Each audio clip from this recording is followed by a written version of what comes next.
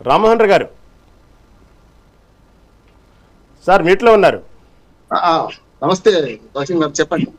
రామ్మోహన్ గారు, 5 రాష్ట్రాల ఎన్నికల తర్వాత అందరూ ఊహించిందే, అన్ని రాజకీయ పార్టీలు చెప్పిందే, ఏదైతే పెట్రోలు డీజిల్ రేట్లు ధరలు బాగా పెరుగుతాయి, అంతేకాకుండా నిత్యావసర సంబంధించిన సరుకులు కానివ్వండి, ఏదైనా సరే నిత్యావసర సంబంధించిన వస్తువులన్నీ కూడా భారీగా రేట్లు పెరుగుతాయని 5 రాష్ట్రాల ఎన్నికల ముందే చెప్పారు. కాకపోతే ఎన్నికల ప్రచారంలో ఎక్కడ కూడా మేము ఈ మధ్యప్రాచ్య దేశాలు ఏదైతే ఉన్నాయో, మధ్యాసియా దేశాల్లో ఉన్నటువంటి యుద్ధ ప్రభావం వల్ల ప్రపంచంలో అన్ని దేశాల్లో పెట్రోలు డీజిల్ రేట్లు పెంచినప్పటికీ మన భారతదేశంలో మాత్రం రేట్లు పెంచలేదని గర్వంగా చెప్పుకుంటూ ఎన్నికల ప్రచారం తిరిగినటువంటి కేంద్ర ప్రభుత్వం ఎన్నికల తర్వాత ఒక్కసారిగా మనం చూస్తున్నాం విడతల వారీగా ఏ విధంగా రేట్లు పెంచుకుంటూ పోతుందో.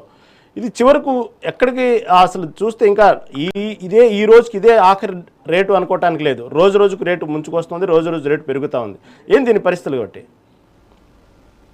రహీం గారు, మీకు అట్లాగే మిత్రుడు రామచంద్ర గౌడ్ గారికి, సంతోష్ గారికి, మెగానైన్ ప్రేక్షకులు నమస్కారం. 2 నిమిషాలు గమనించాలి. ఎందుకంటే ప్రపంచవ్యాప్తంగా చమురు సంక్షోభం పెద్ద ఎత్తున ఉన్నది. పాకిస్తాను, బంగ్లాదేశ్, నేపాల్ అయితే చూస్తున్నాం, మనం ఎట్లా వెళ్ళిపోయినా చూస్తున్నాం. అలాగే అమెరికా లాంటి దేశాలు 45% పెంచి ఇవాళ అమెరికా కూడా అతలకుతలమైన పరిస్థితి చూస్తున్నాం. వాళ్ళ చమురు ఉత్పత్తి దేశం, మరి చమురు దిగుమతి దేశం కూడా, కానీ అక్కడ కూడా 45% పెరిగింది. మన దగ్గర మొదటి ఊహిస్తున్నదే ఎట్లా ఎన్నికల దెబ్బ కొడతారు, ఎన్నికలు కాగానే కొడతారని చెప్పి అనుకున్నా. 29 ఏప్రిల్ తర్వాత ఎప్పుడైనా ఇది పడుతుంది అనుకున్నాం. కానీ మనం అర్థం చేసుకోవాల్సింది ఏంటంటే, ఇది మన దేశంలో ఉత్పత్తి అయ్యేది కాదు, బయట దేశానికి తెలుసుకోవాల్సిందే. మహా అయితే 5%, 10% కానీ ఎక్కువ ఉత్పత్తి లేవు. ఇరాన్ నుంచి ఉత్పత్తి చేసుకున్నాను కొంచెం దగ్గరగా ఉంది కనుక తక్కువలో వచ్చేది.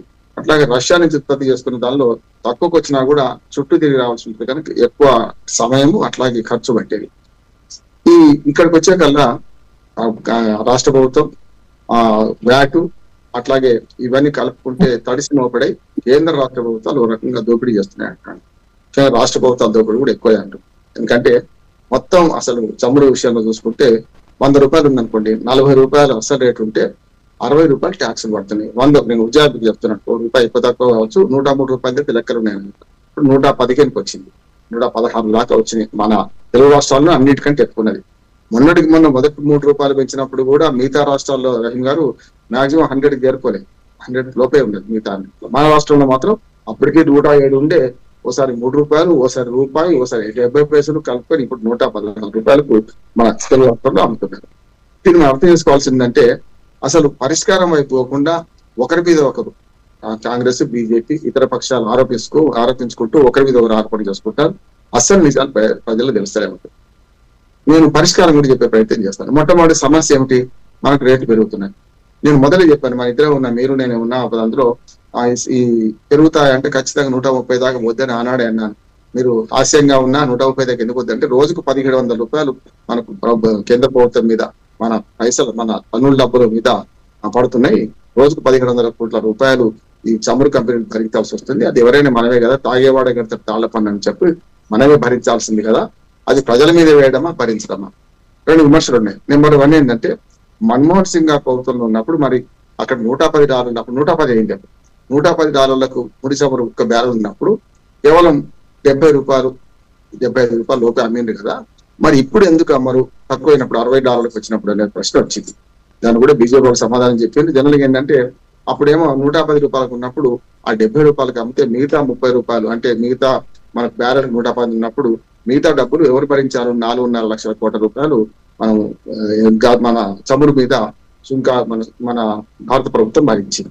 అంటే ఒక రకంగా చెప్పాలంటే పరోక్షంగా మనం భరించినట్టు లెక్క. ప్రత్యక్షంగా వచ్చే వరకు $60 వచ్చినప్పుడు ఎందుకు భరించలేదు అంటే, $60 వచ్చినప్పుడు ఆ అప్పు తెరిచామని బీజేపీ వాదన చేస్తున్నారు. అట్లాగే బీజేపీ ఇంకో వాదన ఏం చేస్తుందంటే, కొన్నిసార్లు ఏదైతే మేము కొన్ని రాష్ట్రాల్లో, మా బీజేపీ పాలిత రాష్ట్రాల్లో మేము ₹10 తగ్గించడం అంటే వ్యాట్ తగ్గించుకోమని చెప్పినాం, దాని ద్వారా తక్కువైంది. ఇప్పుడు మన తెలుగు రాష్ట్రాల మీద విమర్శ ఏంటంటే, మొత్తం దేశంలో అత్యధికంగా రేట్లు మన రాష్ట్రంలో 2 రాష్ట్రాల్లో ఉన్నాయి. 115, 116 చేరుకుంది. సరే, ₹1 అటు ఉంటుంది మొత్తం రాష్ట్రంలో చూసుకుంటే. దీన్ని మేము పెంచాము కానీ మీరెందుకు తక్కువ చేయరు అని బీజేపీ.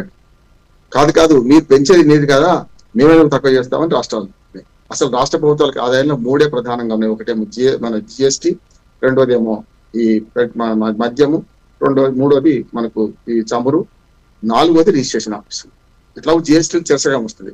కానీ 3 దీనికి వస్తున్నాయి. కనుక ప్రధాన ఆదాయ వనరు వదులుకోవడానికి ఇటు రాష్ట్ర ప్రభుత్వాలు సిద్ధంగా లేవు, కేంద్ర ప్రభుత్వం అంతకంత సిద్ధంగా లేదు. కానీ 100 రూపాయల్లో 60 రూపాయలలో ట్యాక్సులలో 20 రూపాయలు కేంద్ర ప్రభుత్వం భరిస్తుంటే 40% ఏమో రాష్ట్ర ప్రభుత్వాలు వేస్తున్నాయి. అన్నిటికంటే ఎక్కువ వ్యాట్ ఉన్నది మన రాష్ట్రంలో. మీరు 3 రూపాయలు 5 రూపాయలు వ్యాట్ తక్కువ చేసుకుని నష్టం ఏముందని కేంద్ర ప్రభుత్వం అంటుంది. నేనేమంటే ఉభయ కృషిలో పరిష్కారం చెప్పేది ఏంటంటే ఇప్పటిదాకా మద్యం కానీ అట్లాగే చమురు కానీ జిఎస్టీ పరిధిలోకి తీసుకురాలేదు. దీని శాశ్వత పరిష్కారం వీళ్ళ మీద వాళ్ళ మీద వీళ్ళు ఆరోపణ చేసుకోవడం కాదు. నేను మొదటి చెప్తుంది ఏంటంటే జిఎస్టీ తెచ్చింది ఎవరు? బీజేపీ. 2017 నుంచి మొదలైంది జిఎస్టీ తెచ్చినప్పుడు 4 స్లాబులు ఉండే, 5, 12, 18, 28 ఉండే. మొన్న 2025 చేసినప్పుడు ఏమైందంటే 5 తర్వాత 18 ఉన్నది, తర్వాత 40 చేశారు, 3 స్లాబులు చేశారు. 5, 18లో చాలా అంటే 12 ఉన్న బాపతి అన్ని కూడా ఆల్మోస్ట్ ఆల్ కిందకి తీసుకొచ్చారు. 28 ఉన్నాయని కూడా 18 తీసుకొచ్చారు. కానీ 40% అని కొత్త స్లాబ్ పెట్టి అక్కడ ఏం చేశారంటే 40లో విలాస వస్తువులు అంటే పొగాకు ఉత్పత్తులు కానీ లేకపోతే విలాస వస్తువులు అన్నిటికి వస్తాయి. అంటే విలాసవంతమైన వస్తువులు, పొగాకు ఉత్పత్తులు, శీతల పానీయాలు, విలాసవంతమైన వాహనాలు, విలాస వస్తువులు, ఆన్లైన్ గేమింగ్, ఇవన్నీ అందులో తీసుకొచ్చాను. నేనేమంటున్నానంటే సరైన పరిష్కారం ఎట్లాగో 60% పనులు పడుతున్నాయి దీనిలో, కనీసం దీన్ని తక్కువ చేయాలంటే ఎప్పుడు కూడా ఈ రేటు పరిమాణంతో సంబంధం లేకుండా చేయాలంటే ఇది జిఎస్టీ పరిధిలోకి తీసుకురావాలంటున్నాను. కాంగ్రెస్ పార్టీ కూడా ఒప్పుకుంటుందని నేను అనుకుంటున్నాను. ఎందుకంటే ఈ జిఎస్టీ పరిధిలోకి తీసుకొస్తే మాక్సిమం 40% కదా. దీన్ని కూడా విలాస వస్తువులు అనకుండానే పెట్రోల్, డీజిల్ అట్లాగే మనకు ఈ మద్యాన్ని కూడా 40% లెక్కలు తీసుకొస్తే బెస్ట్ అంటున్నాను. దానికి ఏమైంది అంటే పెరిగినా కొద్ది ప్రతిసారి కూడా ఎవరు పడితే వాళ్ళు పెంచకుండా ఉంటది. వ్యాట్ పేరు మీద రాష్ట్ర ప్రభుత్వాలు, ఎక్సైజ్ డ్యూటీ పేరు మీద ఇటు పక్కన మద్యం మీద కేంద్ర ప్రభుత్వం పెంచడానికి వీల్లేదు. కనుక దీనికి సరైన పరిష్కారం జిఎస్టీ పరిధిలోకి తీసుకురావడం. దీనిలో కూడా కాంగ్రెస్ పార్టీ మీద భుజాల మీద తుపాకి పెట్టి, లేకుంటే ప్రతిపక్షాల భుజాల మీద తుపాకి పెట్టి బీజేపీ ఒక నాటకం ఆడుతున్నాను. ఈ మాట అంటున్నాను కొంచెం పరిశ్రమ. ఎందుకంటే నిర్మలా సీతారామన్ గారు 26వ జిఎస్టీ నాకు సవరించాలి, కృష్ణారెడ్డి గారు కూడా వచ్చారు. 26వ జిఎస్టీ నుంచి మేము జిఎస్టీ పరిధిలోకి చమురు ఉత్పత్తులు తెస్తాం అంటున్నాయి. మద్యం గురించి మాట్లాడతలేదు. చమురు ఉత్పత్తులను మేము జిఎస్టీ పరిధిలోకి తీసుకొస్తాం అన్న ప్రతిసారి కూడా కాంగ్రెస్ పార్టీ వ్యతిరేకించింది కదా. కాంగ్రెస్ కానీ, తృణమూల్ కాంగ్రెస్ కానీ, ఆమ్ ఆద్మీ పార్టీ కానీ, దానికి డిఎంకే పార్టీ కానీ వ్యతిరేకించింది. నేనేమంటున్నాను, వాళ్ళు వ్యతిరేకిస్తున్నారుగా తీసుకురాలేకపోతున్నాను నిర్మలా సీతారామన్ గారు. ప్రతి జిఎస్టీ సమావేశంలో మొత్తం అన్ని రాష్ట్రాల ఈ ఆర్థిక శాఖ మంత్రులు పాల్గొంటారు.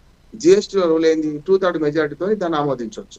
యాక్చువల్గా 50 సరిపోతుంది, మాక్సిమం 2/3 మెజార్టీ అనుకున్నా. ఏదైనా జిఎస్టీలో సంస్కరణలు కావాలంటే అందరి అభిప్రాయం తెలుసుకొని 2/3 మెజార్టీ అంటే కూడా బీజేపీకి ఉన్నది అంటున్నాడు. అంటే ఇప్పటిదాకా రాష్ట్ర ప్రభుత్వాలు చూసుకుంటే 3 కాంగ్రెస్ ప్రభుత్వాలు ఉండే, ఒకటేమో కొత్తగా వచ్చింది కేరళలో 4 అయినాయి. అట్లాగే 2 ప్రభుత్వాలు పడిపోయినాయి కదా, మీకు వ్యతిరేకమైన ప్రభుత్వాలు. బీజేపీలో పడిపోయింది, మన పశ్చిమ బెంగాల్ పడిపోయింది, బీజేపీ వచ్చింది. అట్లాగే తమిళనాడులో పడిపోయింది, ఓ రకంగా చెప్పాలంటే స్టాలిన్ గేట్. ఇప్పుడు అట్లాగే 3వ ప్రభుత్వం కూడా ఆమ్ ఆద్మీ పార్టీ ఉండే మనకు ఢిల్లీలో కూడా ప్రభుత్వం పోయింది. అంటే 3 వ్యతిరేకులు అయితే మీకు పోయింది కదా. వాళ్ళ 22 రాష్ట్రాల్లో బీజేపీ ఉన్నది కేంద్రంలో అధికారంలో, రాష్ట్రాల్లో. కానీ 22 రాష్ట్రాలు ఉన్నప్పుడు మీకు అంటే అడ్డు లేకుండా యజ్ఞం చేయొచ్చు కదా, ఏదైనా చేయొచ్చు కదా. కనుక మీరు 22 రాష్ట్రాలు మీకు అధికారంలో ఉండి కాంగ్రెస్ మీదనో లేకుంటే మిగతా ప్రతిపక్షాల మీద భుజాల మీద తుపాకి పెట్టి పెంచకుండా నా విజ్ఞప్తి ఏంటంటే కేంద్ర ప్రభుత్వానికి ఇప్పుడైనా సరే ఈ పెరిగిన రేట్లు మనం కరెక్ట్ కావాలంటే, ఓ 20% తక్కువ కావాలంటే జిఎస్టీ పరిధిలోకి దీన్ని తీసుకురండి. దీన్ని ఒకటే కాదు, మద్యాన్ని కూడా అంటున్నాను నేను. తీసుకురండి, తీసుకొచ్చినప్పుడు ఏం చేస్తారంటే ఇమ్మీడియట్ అది 40% పడిపోతుంది. 40 పెట్టండి, విలాసవంతమైన వస్తువు కిందనే పెట్టండి, 40% పెట్టండి. అప్పుడు ఏమవుతుంది, ఈ 60% ట్యాక్సులలో 20% రాష్ట్రాలకి పోతుంది కదా. అంటే మీ బీజేపీ పాలిత రాష్ట్రాలు కూడా మాకు నష్టం అయితే ఒప్పుకుంటలేవు అన్నట్టు. 5వ 10వ తగ్గించమంటే తెస్తున్నారు. కానీ జిఎస్టీ పరిధిలోకి తీసుకురావడానికి కాంగ్రెస్ లేకుంటే ఇతర ప్రతిపక్షాలే కాకుండా బీజేపీ పాలిత రాష్ట్రాలు కూడా పరోక్షంగా ఒప్పుకోవడం లేదు. పైకి బీజేపీ పార్టీ నిర్ణయం చేస్తే ఒప్పుకోక తప్పదు. కనుక జిఎస్టీ పరిధిలో మరొక సమావేశం 36వ సమావేశం రేపు వచ్చే నెల జరగబోతుంది. కనీసం అప్పుడైనా సరే ఈ మద్యాన్ని అట్లాగే చమురును జిఎస్టీ పరిధిలో తీసుకొస్తే ఇమ్మీడియట్ పరిష్కారం లభిస్తుంది. ఆటోమేటిక్ గా 20% రేట్లు తక్కువ అయితే మీరు పెంచుకోండి, ఈ జిఎస్టీ పరిధిలోకి తీసుకొచ్చి పెంచండి.